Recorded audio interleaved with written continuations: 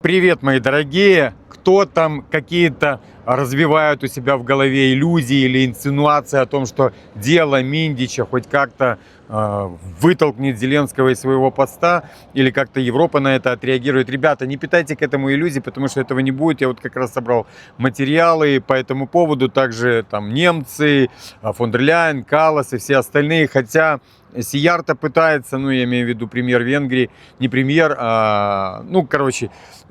Сиярто это Министерство иностранных дел, пытается Питер Сиярто это раскачать. Но это не будет работать.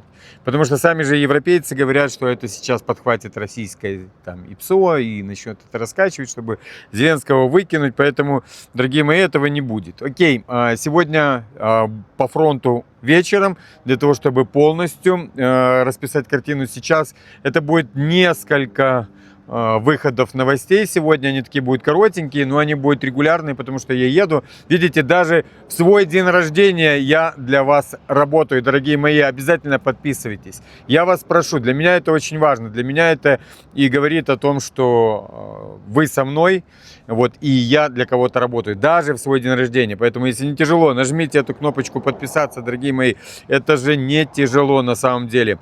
Окей, поехали. Сейчас расскажу про Рубикон и что он делает на поле боя. Это уже Financial Times пишет об этом. Рубикон — это подразделение, которое использует передовые технологии, такие как дроны-охотники и системы радиоэлектронной борьбы для обнаружения и нейтрализации украинских операторов дронов до того, как они смогут нанести удар. Появление Рубикона значительно изменило ситуацию на фронте, сосредоточив усилия на уничтожении логистических узлов и операторов, что усложнило успешные операции для Украины. Знаете, я эту статью включил, я вам часто говорю про Рубикон, для того, чтобы вы увидели, как идет, знаете, вот потому что мне неприятно, когда начинают обзывать там Россию как старая военная машина, как рухлядь и все остальное. Хотя и также Зеленский хвастается, что их дроновые технологии впереди планеты вся, что они там лучшие, самые. Нет. Рубикон на сегодняшний день это лучшее подразделение дроновое. И вот FT как раз выложила о нем целую статью, которая именно это подчеркивает и показывает.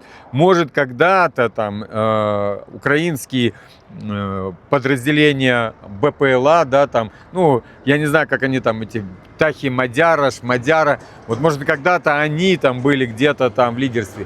Но, как я и вам и читал, что они это упустили, эту пальму первенства перехватила Россия. Если ранее украинские операторы дронов использовали свою мобильность и способность проводить скрытые атаки как стратегическое преимущество, то теперь Россия имеет специализированное подразделение, которое эффективно выявляет и уничтожает эти угрозы. Подразделению Рубикон, внимание, численностью 5000 человек, обладает не только технологическим превосходством, но и значительными финансовыми ресурсами, что позволяет ему работать круглосуточно без остановок. Это ставит Украину перед необходимостью адаптировать свою тактику и искать новые способы эффективного противодействия высокоорганизованным и технологически оснащенным силам противника. Этот поворот на поле боя представляет собой не только технический вызов, но и стратегический. Под давлением российской армии и ее специализированных подразделений, таких как Рубикон, Украина сталкивается с необходимостью создания централизованного и организованного плана боевых действий, чтобы не только эффективно отвечать на угрозы, но и грамотно распределять свои ресурсы. В условиях, где технологии и стратегии играют решающую роль, Украине нужно будет адаптировать свою тактику, чтобы противостоять более подготовленным российским силам. Успехи Рубикона подчеркивают изменяющий характер войны, где технологии и инновации становятся ключевыми факторами. Важно понимать, что война дронов требует не только технологического и технического оснащения, но и высочайшей координации действий, что будет критически важным для обеих сторон. Украина столкнется с трудностями в поддержании своей стратегической гибкости и мобильности, если не сумеет найти новые пути борьбы с технологически подготовленным противником. Я хочу сейчас уйти немножечко в другую сторону и рассказать одну интересную вещь. Россия за время войны потеряла свое влияние, потому что она воюет против 52 стран. Это не против Украины, потому что у Украины нечем было воевать, говном и палками. Чем они там могли воевать? Камнями кидать, как на Майдане? Не было чем воевать там в Украине, понимаете? Поэтому там 52 страны, уже мы слышали истерику Ермака, не будете давать денег, не будем воевать. Потому что воюют за их интересы, а за чьи интересы воюют, вот пусть те и платят. И Россия потеряла, как, я даже не скажу, это не сфера влияния, а контроль, да, над некоторыми регионами, такие как Сирия, мы видим, да, сейчас у Венесуэлы там проблемы есть, и Россия не может в полном объеме помочь с этим, потому что самой нужно там 4 наступательных линии, где проводят наступательные действия. И вот я читаю комментарии, дорогие мои, я читаю комментарии, очень благодарен каждому, кто принес поздравления. Не могу каждому ответить на это. Очень благодарен. Дорогие мои, я, даже если я не смог ответить, я прочитал. Прочитал ваши поздравления. Спасибо большое. И вот в комментариях пишут, что 200 человек в день это очень много. Ну, погибших со стороны России. Дорогие мои, 4 направления постоянных атак. 200 человек в день. Это не в глухой обороне сидит Россия. Это постоянно наступательные действия по 4 направлениям. И по 4 направлениям идут, понимаете, успехи. И всего лишь, я вам скажу, на 1000 с чем-то линию фронта 200 человек. Это успех, дорогие мои. Это успех. Я понимаю, что это немало, я понимаю, что это много, но я вам скажу, что ни у кого из тех, кто есть, я потом сведу эту мысль, нету таких успехов. При наступлении, понимаете, при наступлении, где теряют намного больше. А теперь давайте так. За это время, за эти 3 года, как пехота, так и там другие, да, штурмовики, командиры, полковники, генералы, майоры, все руководство армии, Рубиконы и остальные, да, там ракетные войска, летчики, разведчики, все остальные за эти 3 года получают огромный опыт военный против сил НАТО, дорогие мои, против сил НАТО они получают. А теперь давайте так, война заканчивается, вот этот Аль-Шара идет нахер из Сирии сразу же, поверьте мне, Россия вернет свое влияние. В Африке то, что там они, понимаете, пока Россия занята, пытается оттянуть, как этого Аль-Шару. Эрдоган получит по зубам. Я вас уверяю, сейчас, чтобы не получил Алиев по зубам, они там договариваются. Да? Там, я смотрю, и с Казахстаном договаривается Путин, и с Алиевым договаривается. При таком опыте, потому что я смотрю, как азербайджанцы хвастаются, их там кропали, их не как украинцев, их там размотают очень быстро, тем более с таким опытом. Такое количество ракет, у них даже ПВО столько не будет. И я не рекомендую азербайджанцам хвастаться на этом фоне, чтобы никого не дразнить. Я понимаю, они там арестовали журналистов, там можно издеваться над журналистами. Но поедь в Украину, повоюй против России. Тебя там размотает где-то, хер знает где. И потом будешь сидеть там хвастаться, без глаза, без руки, без ноги. И также вернуться в Венесуэлу. Вот о чем я вам говорю. Сейчас Россия ничего не теряет, а наоборот обретает. Она обретает очень, я не знаю, трудно доставаемый, тяжело доставаемый военный опыт, с которым потом все восстановит. И даже больше. Вернет все, что забрали, и даже больше, дорогие мои. Ну, а теперь переходим к другой статье, где как раз у нас говорится о трудностях и проекте западном по России, что они хотят добиться. Потому что там сегодня опять же идут заявления из Сикорского, по-моему, что Украина готова еще 3 года воевать. Я сейчас хочу спросить вот тех жителей в Украине, этих женщин, этих матерей, жен, всех остальных. 3 года вы еще будете готовы терпеть вот это вот? Окей, поехали. Трудности и ограничения, в которых сейчас оказывается Кремль. Это вот пишет Атлантик, газета такая, да. В частности, ситуация с Венесуэлой. Это то, о чем я вам и говорил, демонстрирует, как военная и экономическая нагрузка от конфликта в Украине снижает способность России помогать своим стратегическим партнерам. Николас Мадуро, несмотря на свою приверженность России, рискует столкнуться с жестокой реальностью. Москва, поглощенная войной, не в состоянии предоставить ему необходимую поддержку. Но это сейчас.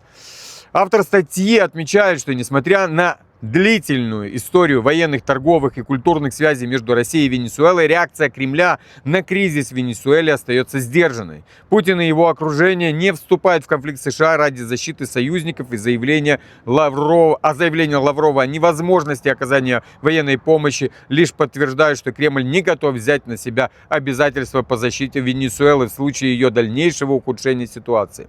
Мадуро, несмотря на публичные заявления в пользу России, может оказаться в ситуации, когда ему придется действовать без серьезной поддержки Москвы, что напоминает ситуацию других стран, таких как, внимание, Армения, Сирия, Иран, чьи просьбы о помощи также не были должным образом удовлетворены. Лукавит газетка. Больше читать не буду это, но вы поняли, какой посыл. И сейчас сложим дальше его. Поехали. Украина способна вести войну еще как минимум 3 года, заявил Радослав Сикорский. Это министр иностранных дел. По его словам, ресурсы и поддержка союзников позволяют Киеву сохранять боеспособность на длительную перспективу. При этом Сикорский выразил уверенность, что президент России Путин не выдержит столького продолжительного противостояния. Видите, на что они бьют? Видите, да? Но, дорогие мои, что под этим? 3 года издевательства над людьми? Сидя, мразь, в своей теплой Польше, в своем теплом кабинете, он распоряжается, как жить ближайшие 3 года украинцам. Потому что он, конченый вот этот вот черт, сидя в своем кабинете, ждет, когда экономика Путина ляжет. В тепленьком кабинете.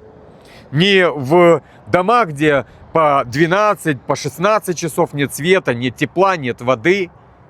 Он расписывается сейчас, эта мразь, за Украину, что она должна делать в ближайшие 3 года, чтобы Путина нагнуть. Ему, этой мрази, нагнуть Путина, ему нужно еще 3 года, чтобы Украина жила в этом аду. Понимаете? А вы сейчас говорите о том, что они хотят на Миндиче убрать Зеленского. Да они в жизни его не уберут, этого Зеленского. Никогда. Он им подходит совсем. J7 выделила бабки. 7 миллиардов евро они выделили в счет российских кредитов. Не кредитов, а активов, дорогие мои. Поехали. Сегодня Марко Рубио тоже делал заявление. Там журналист спросил, когда будут готовы следующие санкции. А он ему ответил, что какие санкции, чувак, мы уже не знаем, где их там придумывать.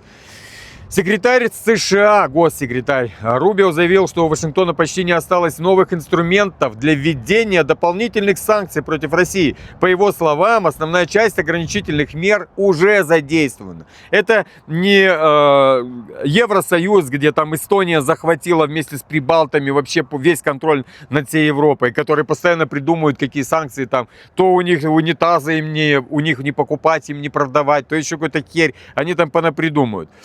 Фактически почти не осталось ничего, что мы могли бы подвергнуть санкциям. Мы ударили по их крупнейшим нефтяным компаниям. Именно это все и требовали, сказал он. Теперь, по его словам, внимание будет сосредоточено на обеспечении соблюдения уже действующих санкций, а также на противодействии теневому флоту, который Москва использует для обхода ограничений. Теневой флот – это временное явление. И опять же, это для европейцев, которые до сих пор покупают. И Голландия вместе с Германией являются лидерами по закупке российских энергоносителей. Это чтобы вы понимали. Поэтому это временное, пока строится туда по земле трубы на Китай. И Китай отключится от Арабских Эмиратов, там уже начнут, понимаете, там нефть начнет падать настолько в цене, что просто пипец. Когда Китай полностью сделает диверсификацию полностью на Россию, дорогие мои. Кроме того, он сообщил, что США продолжают консультации с украинской стороной по вопросам защиты энергетической инфраструктуры. В частности, обсуждается поставка средств ПВО и прикрытия. И также Рубио добавил, что все те средства ПВО, которые добавляют они из-за этих программ помощи, уничтожается в течение 1-2 недель. И это опыт. Украина где-то наклянчивает эти миллиарды у европейцев. Вы видели, там Зеленский бегает, там говорит, у меня в кармане 25 миллиардов, мне нужно 27, 25 миллиардов у него есть, а 27 ему нужно комплексов ПВО Patriot. А Рубио тут же говорит, что когда привозят, оно же стоит, пока они там инсталляцию сделают, уже прилетит и разваливает их ПВО. Так что для США это вообще классный проект. Привезли, поставили. Еще 1 миллиард. И еще 1 миллиард. Поехали. Вот мы дошли уже до Сиярто. Министр иностранных дел МИДа Венгрии Питер Сиярто заявил о необходимости прекратить финансирование Украины из средств Евросоюза. Он отметил, что на протяжении нескольких лет Киев получает деньги от ЕС, при этом основная финансовая нагрузка ложится на плечи европейских граждан, несмотря на высокий уровень коррупции в украинской системе. Сейчас хочу тоже маленькое отвлечение сделать. То, что происходит сейчас с Миндичгейтом по Украине, это одни политические силы пытаются избавиться от Зеленского и занять пост, знаете, как вот это, свиньи у вот этой вот своей, у корыта. Они уже поняли, что их уже оттеснили полностью от этого корыта, да, там одна свинья может там что-то дохлебывать. И вот они пытаются сделать такой ход конем, ход свиньей, можно так сказать, для того, чтобы отодвинуть Зеленского со своей бандой и прийти к этому же корыту, воровать дальше, понимаете, воровать дальше. Он отметил, что на протяжении, это я уже читал, по словам Сиярто, до сих пор отсутствует прозрачный отчет, ого, ничего себе, о том, как именно были использованы средства, выделенные Украиной. Ну, если перекрыть краник Зеленскому из Европы, то кто-то останется без денег. Даже фон дер Ляйен останется без денег и так далее. Они там себе криптосчета пополняют, и нормально. Все отлично. Он также напоминает о недавнем коррупционном скандале, связанном с ближайшим окружением Зеленского, что, по мнению министра, лишь подтверждает системные проблемы управления страной. Пора прекратить это безумие, пора прекратить посылать деньги европейских народов, как он говорит, в Украину. Пока мы находимся в правительстве, венгерский народ может быть уверен, деньги венгерского народа не пойдут Украине, написал он. Ну, не знаю, поможет это ему или не поможет. Окей, сейчас переходим на Покровск с Зеленским. У нас то, что будет проходить там непосредственно на поле боя, это я вот в следующем видео вам прочитаю. Зеленский заявил, что военные в Покровске могут сами решать, когда выводить войска. Это, понимаете, статья с многими маркерами, да, которые ставит Зеленский непосредственно. И мы их разберем. Зеленский заявил, что военные в Покровске имеют право самостоятельно принимать решения о выходе войск, когда сочтут необходимым, дорогие мои. Поехали дальше. Никто не заставляет наших солдат умирать ради руин. Я полностью поддерживаю наших бойцов, особенно командиров. Мразь лукавит, ну ладно. В том, как они контролируют ситуацию. В противном случае это будет слишком дорого для нас. Ведь самое важное — это наши солдаты. Это Блумберг пишет. Ну, это он интервью Блумбергу давал. Зеленский также подчеркнул, теперь внимание, что Россия стремится захватить Покровск, чтобы оказать давление на Трампа, заставив его убедить Украину согласиться на вывод войск с Донбасса. Однако Киев категорически против. Что я вам говорил недавно, совсем недавно, что если сдадут Покровск, Трамп скажет: закрываем этот проект, пошел вон отсюда. Понимаете? Они будут там находиться. Им пофиг, что сейчас через запорожское направление Россия будет прорывать там все и прорвет там очень сильно и очень жестко. Трамп об этом знать не будет. Они фокусируют Трампа на Покровске, что они его держат с огромными потерями, но они его держат, Покровск. Потому что они прекрасно понимают, упускают Покровск, Россия закрывает и Славянск сразу же, полностью всю эту агломерацию закрывает вообще понятие, что такое Покровск. Трамп ему говорит: все, пошел вон отсюда, давай, пошел вон отсюда. Теперь мы все понимаем, да? Он говорит, что наши солдаты примут сами решения. Сам же мразь говорит там на этих нарадах своих, чтобы оно уже там побывало на фронте, ну, со стороны запорожского направления, там кого-то поддержать поехал. Оно, мразь, тут говорит Блумбергу, что они сами выбирают, а сам на нарадах говорит: никому ничего не сдавать. И погнали дальше.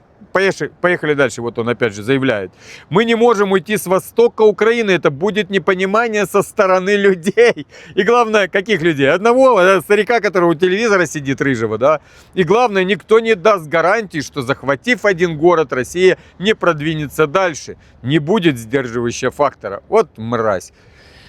Дорогие мои, вот она, мразь какая. Теперь вот как раз картинка и открывается. Теперь по поводу того, что Европа не будет поддерживать Зеленского. Большая семерка призвала к прекращению огня в Украине. В своем заявлении по ситуации в Украине Большая семерка подтвердила необходимость немедленного прекращения огня. А где скандал с Миндичем? Где вопросы Зеленскому? Что это происходит у тебя? Мы согласились, что текущая линия фронта должна стать отправной точкой для переговоров. Мы также продолжаем придерживаться принципа недопустимости изменения международных границ силой. Ничего себе. Израиль и Палестина? Ну да. Это заявление у них. Кроме того, страны G7 заявили о готовности увеличивать экономические санкции против России, включая меры против стран и организаций, которые помогают финансировать российские военные усилия. Мне кажется, знаете, это уже лицемерие немножечко. В рамках обсуждения также было решено продолжить работу по использованию российских активов в интересах Украины. Коррупционный скандал в Украине в заявлении G7 не был затронут. Все! Кто мне там что-то будет рассказывать? Кто мне там... дорогие мои. Это их война. И им нужен Зеленский. И это только по одному сигналу. Как Ермак начал валать в ту сторону о том, что алло, гараж, если вы не хотите давать денег, то мы перестанем воевать. Понимаете? Это их проект. Никто из них не умирает. Я уже сказал, умирают только те, кто ненавидит москалей. Больше никто не умирает. Все, потому что это дешевле. Поймать на улице как собак, отправить туда на фронт и все. И ничего не заплатить им. А платить только этим взяточникам, которые будут их ловить. Платят тем, кто ловят, а не тех, кого ловят. Тех, кого поймали, им не платят. И как собак отправили. Причем на них там статьи нафигачат и все остальное. Полностью нарушили все их права. Все, превратили их в животных, в собак. Ловят, платят только тем, кто ловит. И то не все деньги. Выкидывают их туда и все. И продолжайте. А сам мразь сидит в своем польском кабинете и рассказывает, сколько там еще Украина должна кошмарить Россию, потому что у них экономика не выдержит. Я уже не один раз вам говорил, что Украина раньше сотрется. Раньше сотрется, чем российская экономика ляжет, потому что там рядом очень сильный партнер, это Китай, который понимает прекрасно, если Россия проиграет, придут за ним следующим. Поэтому насколько тупо, но все равно верят в то, что это произойдет. Поехали. Германия у нас, несмотря на коррупционный скандал в Украине, Германия и ее европейские партнеры продолжат поддерживать Киев в противостоянии российской агрессии, заверил министр иностранных дел Йохан Вадефуль. Вафель, вы поняли. На полях встречи МИД стран Большой Семерки в Канаде. Группа G7 стоит на стороне Украины. Все, что мы заявляли раньше, и все, что мы заявляли раньше, и что оставалось нашей позицией, мы подтверждаем на этой конференции, подчеркнул министр. По его словам, участники встречи подтвердили дальнейшую поддержку Украины и ее независимости органов в борьбе с коррупцией. Мы ясно дали понять украинскому министру иностранных дел Сибиге, что Украине необходима решительная борьба с коррупцией, чтобы поддержка со стороны Запада оставалась убедительной, цитирует его Deutsche Welle. Кто там кого снимет, дорогие мои? Там и, понимаете, давление на НАБУ было, чтобы не вышли ни на фон дер Ляйен, ни на кого-то другого. Вот дали им как кость этого Миндича, и все. А на всех остальных выйти не получилось. Было бы обидненько, да, фон дер Ляйен участвовать в украинских схемах распила. Ничего, я думаю, поднимут этот вопрос также. Мне кажется, так что дело времени. Вот кто чего боится на самом деле. Вот. Только единственное, что вот бесхребетность украинского народа. Ничего, я думаю, воспрянет славянский украинский народ. А русский брат поможет, и белорусский тоже. Подписываемся, мои дорогие, обязательно. И я вас всех обнял.